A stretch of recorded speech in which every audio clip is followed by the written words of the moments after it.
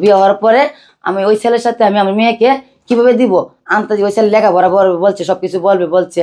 আমি কোর্টের মাধ্যমে থেকে আমার একজন যে আন্ডারে স্যারের আন্ডারে আমি কাজ করি, ওই স্যারের আন্ডারে আমি আমার মেয়েকে একটা স্টাম্প করে আমি তার কাছে দেওয়া হয়। 18 বছর পূর্ণ হইলে আমার মেয়েকে তার সাথে কাবিন করে বিয়ে দেওয়া হবে, তারপর তার সাথে মানে সংসার করা হবে। আর এর ভিতরে ও ওইভাবে ওদের সাথে লেখাপড়া করবে। ক্যান্টারম্যানে কিন্তু আমার মেয়ে ভর্তি আছে, ক্যান্টারম্যানে কাগজ আপনাদের কাইনে দিব। ওই ছেলে কিন্তু আমার মেয়েকে ক্যান্টারম্যানে ভর্তি করতে চাইছিল। এখন ওইটা ওরা তুলতেছে যে আমার মেয়ের বিয়ে হয়ে গেছে। এখন ওই ছেলে যদি থাকতো আজকে আমার মেয়ের কপালে এটা হইতো না, কিন্তু ওই ছেলে মারা গেছে। ওই নিউজটা ওরা এরকম ভাবে প্রচার করা যায়, কিন্তু সব জানে।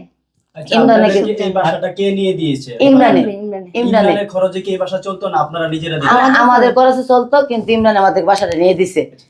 আপনাদের খরচে যেহেতু এই বাসাটা চলতো, হ্যাঁ, সেক্ষেত্রে কি উদ্দেশ্যে মানে কি কারণে তার সাথে কাজ করতেন? যেহেতু আপনারা খরচ করে বাসা নিলেন, তার সাথে কাজ করতেছেন, সে কি আপনাদের আশ্বাস দিছে যে এটা আমি দিব অথবা এটা করে দিব? সেটা প্রথম বলছে যে বাসা। আচ্ছা দাঁড়াও আমি বলি। পিয়া বলো না পিয়াতে একটু শুনি, বলো পিয়া বলো। আচ্ছা শুনেন, সে ব্যবসাতে শেয়ার দিবে আমাদের সাথে, তারপর ভিডিও বানাবো, ভিডিও থেকে ইনকাম হবে, সেই অনুযায়ী আমরা চলতে পারবো। আবার আম্মু হাইকোর্টে জব করতে পারবে, যে ওখানে মামলা নিয়ে আদান প্রদান করতে পারবে, সে উল্লেখে এই বাসাটা নেওয়া হয়েছে।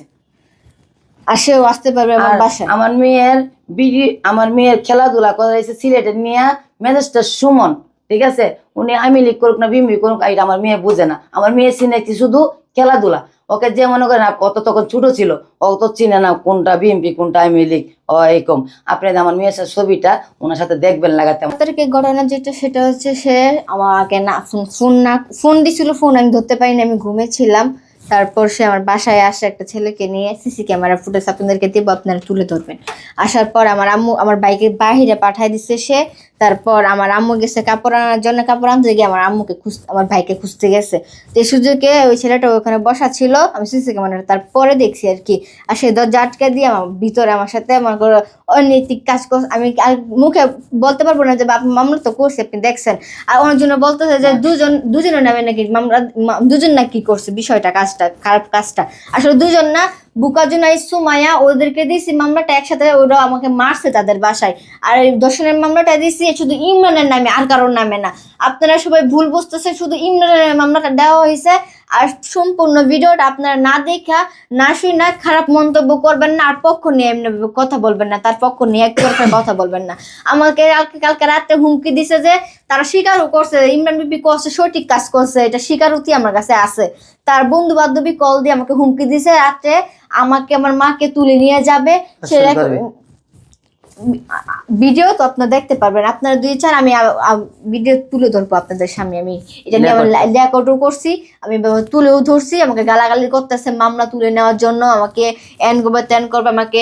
আমি তাদের কাছে একজন বলে টাকা চাইছি, যে প্রমাণ দেখেন, আর একজন বলে যে আমি টাকা চাই না। তারা এক মুখে 10 কথা বলে, এক মুখে 10 কথা বলে। এই দেখেন আপনার মামলাটা না টাকা পয়সা চাইনি। আচ্ছা মামলা কার নামে হইছে? মামলা হইছে ইমরান ভাইয়ের নামে।